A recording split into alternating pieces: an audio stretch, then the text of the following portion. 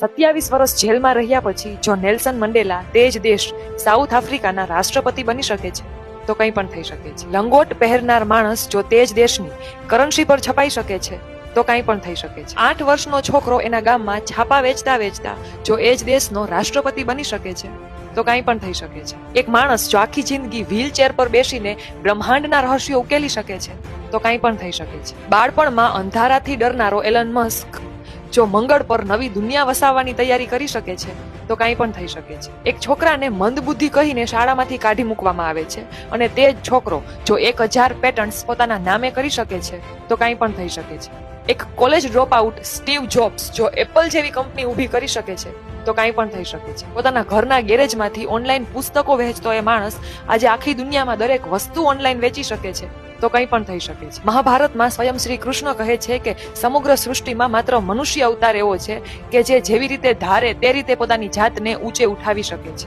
અશક્યને શક્ય બનાવી શકે છે અને પુરુષાર્થ એ નસીબ કરતા પણ મોટું છે. માટે મનુષ્ય સારા વિચારો અને પુરુષાર્થથી પોતાનું ભાગ્ય પણ બદલી શકે છે.